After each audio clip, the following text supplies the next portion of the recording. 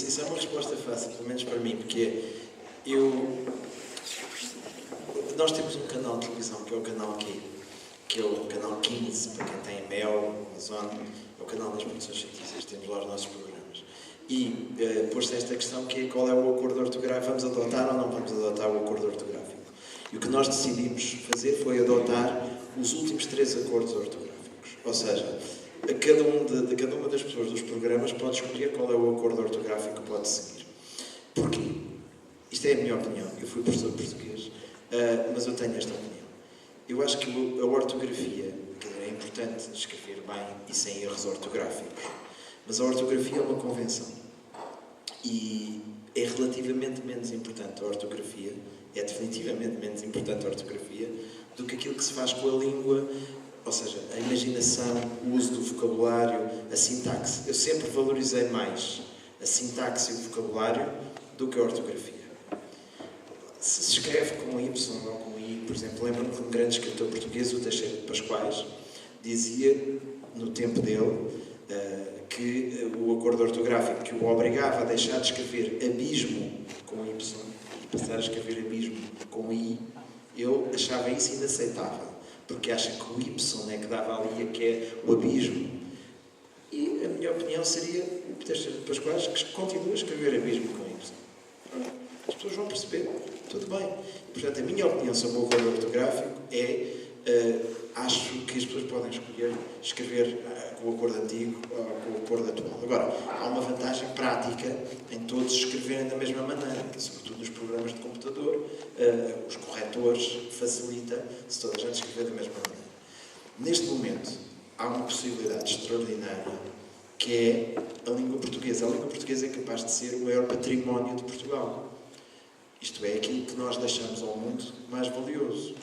Neste momento, pelo facto de a nossa língua ser falada pelos brasileiros, isto significa que a língua portuguesa é a língua mais falada no hemisfério sul. Em toda a parte sul do planeta, é o português a língua mais falada. Por causa do Brasil, sobretudo, mas também por causa de Angola e Moçambique, e um pouco também por causa dos outros países de expressão portuguesa, Cabo Verde, etc. Isto é uma oportunidade extraordinária, porque a língua é uma espécie de território.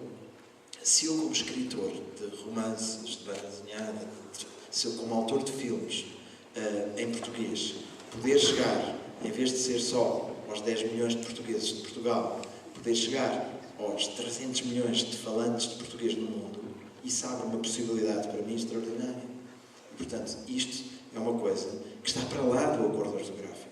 Eu vou chegar a essas pessoas independentemente de escrevermos da mesma maneira as palavras. Falamos a mesma língua com variações, tal como há variações do Minho ao Algarve, nos Açores. O problema às vezes está mais no português falado, porque os brasileiros não percebem muito a maneira como nós falamos, porque nós fechamos as vogais. O português falado. Nós percebemos os brasileiros por 2 razões. Primeiro, porque eles abrem mais as vogais, e segundo, porque temos telenovelas brasileiras desde 1976 na televisão portuguesa.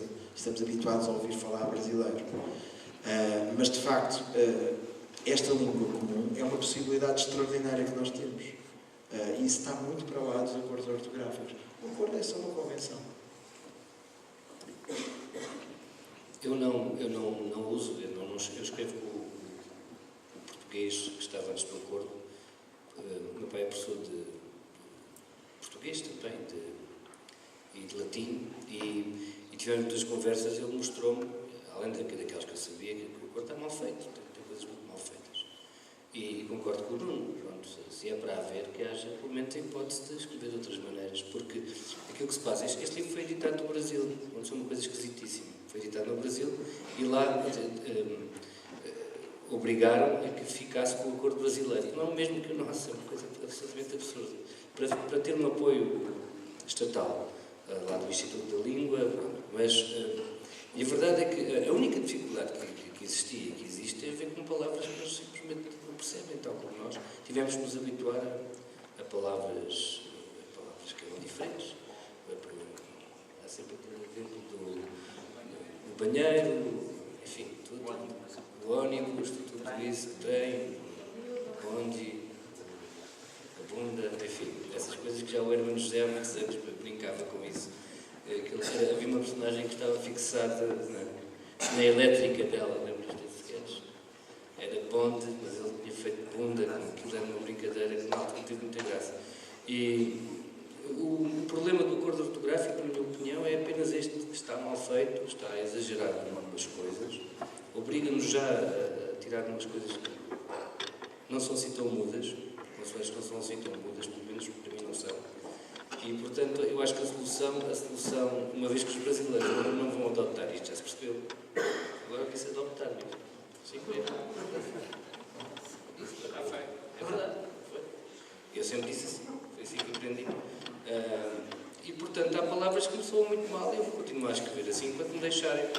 O lado desagradável disto tudo é a imposição. E parece que tudo se fez os senhores que, na verdade, para mim isto, política da língua, não é assim que se fala. Política da língua, se fosse mais uma vez no lado militar da língua, esquecendo que muitas das coisas que portugueses que já publicavam no Brasil, o problema nunca era esse, nunca era a pequena ortografia.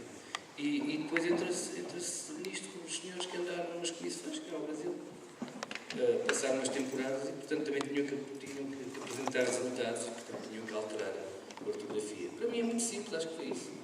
E foi uma demonstração de poder das pessoas para justificar a sua própria função.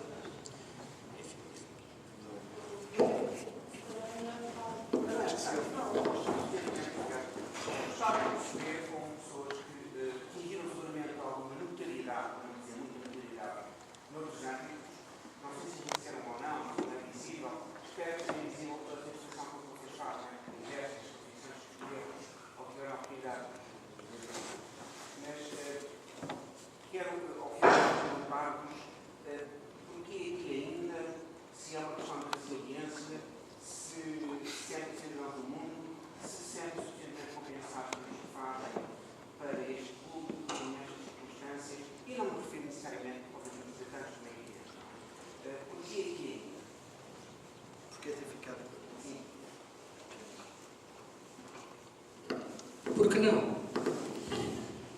É mais isso, quer dizer. Eu por acaso lembro-me de uma história. E essa questão, eu lembro-me de ter conversado contigo há mais ou menos 15 anos sobre a possibilidade de ficar ao partido.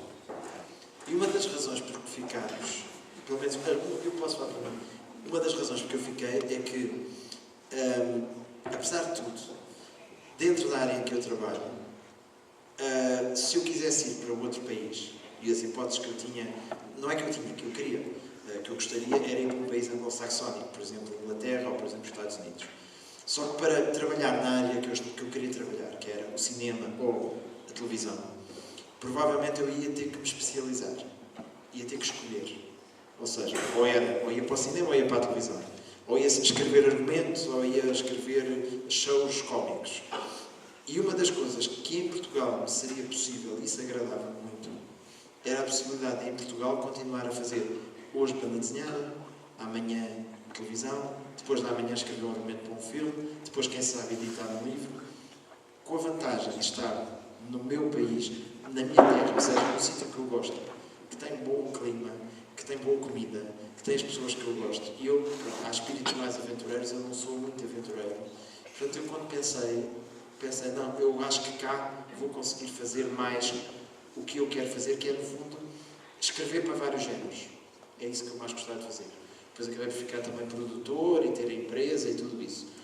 E não me arrependi. Embora, sobretudo neste período de crise, ainda no outro dia falava com uma amiga minha que me dizia: epá, se tu tivesses conseguido fazer o que fizeste cá nos Estados Unidos, eras rico. E eu acho que sim. Mas a verdade é que eu não sei se teria conseguido fazer lá o que fiz cá. Isto é sempre e se, não suponhamos. É mais fácil sempre falar das coisas depois deste efeito. Não fazemos a menor ideia como é que teria sido. Mas eu, se por um lado sinto que é verdade, quer dizer, nós fizemos muito trabalho, acho eu, conseguimos alguns sucessos, nenhum de nós é rico.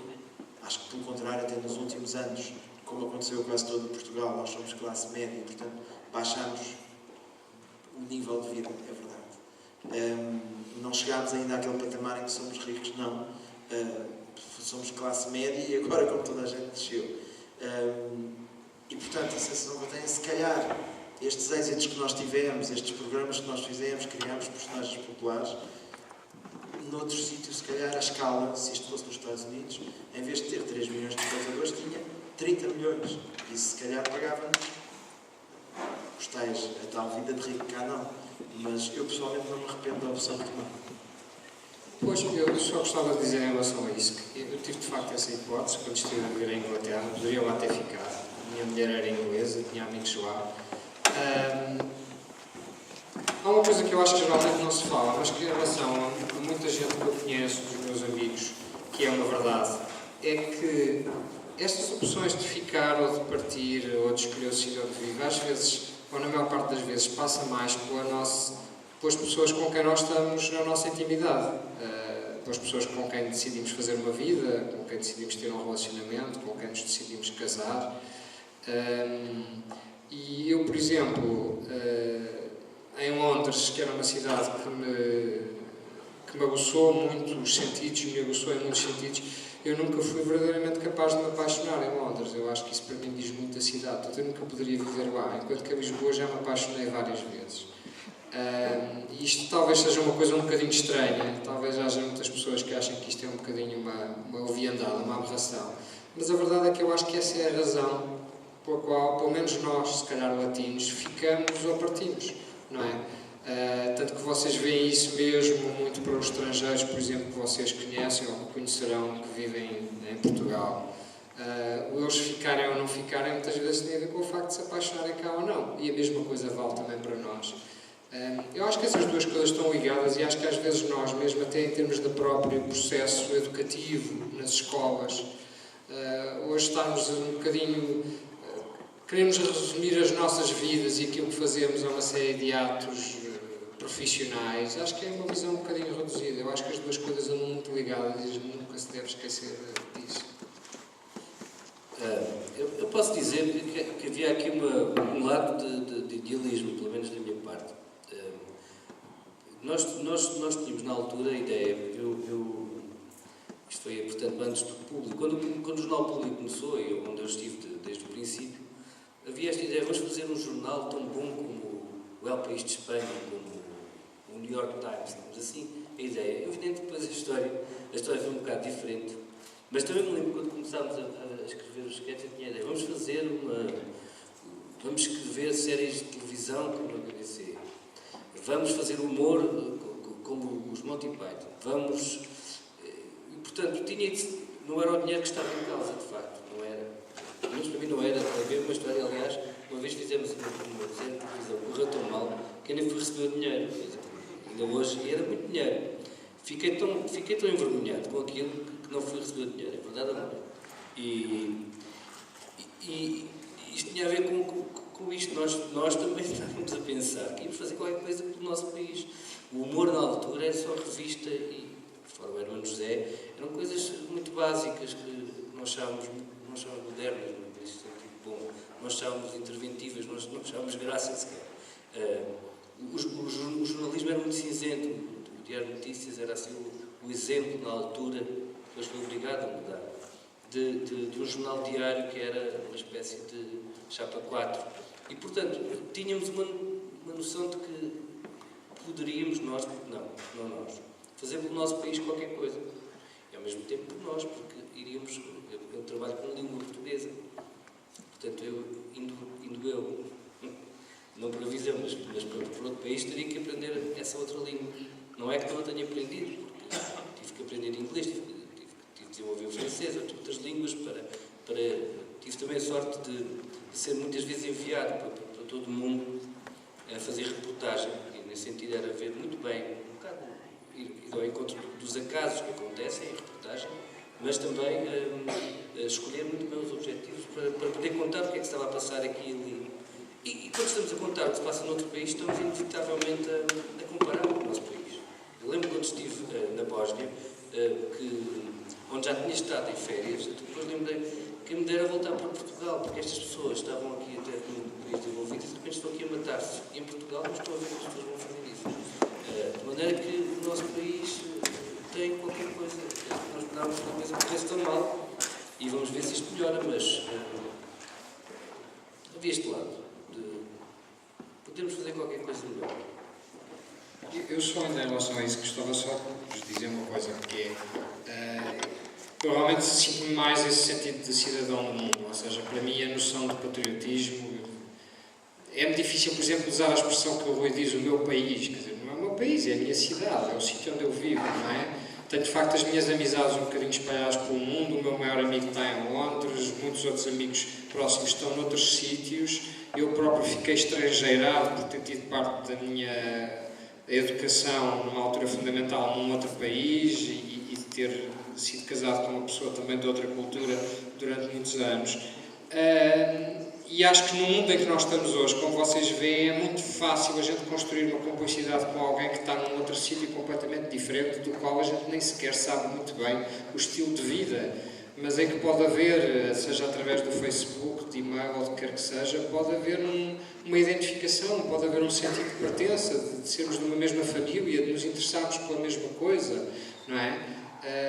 Esse lado é o lado que eu acho mais bonito da vida que a gente tem hoje. A questão do meu país ou não, está bem, claro que nós vivemos num sítio, como vocês aqui nesta escola, têm todos, professores e alunos, uma responsabilidade porque as coisas corram bem, porque a escola esteja bem, porque hajam boas condições e, portanto, cada um tem de dar o seu contributo para que isso funcione bem. Mas quer dizer, daí a vocês dizerem que a vossa vida é esta escola e dizerem que estão dispostos a morrer por esta escola, acho que já é um bocado um exagero, não é? Portanto, é um bocadinho isso que eu sinto em relação a esta história do país.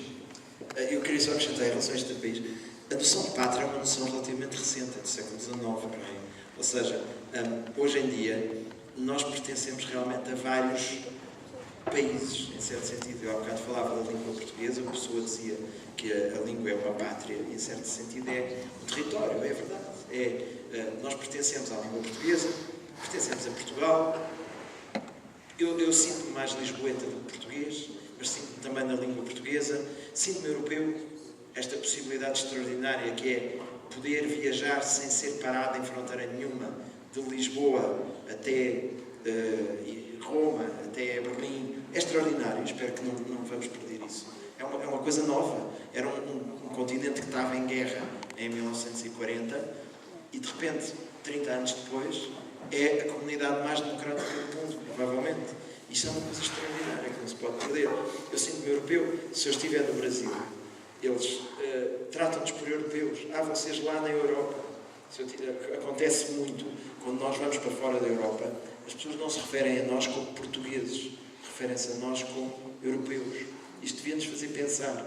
Nós pertencemos à Europa, pertencemos a Portugal, pertencemos a Lisboa, eu pertenço ao meu bairro onde nasci e onde passei lá a minha infância, pertencemos à língua portuguesa, mas eu acho que, de facto, a nossa pátria é o sítio onde nos encontramos com as pessoas que acreditam nas mesmas coisas que nós.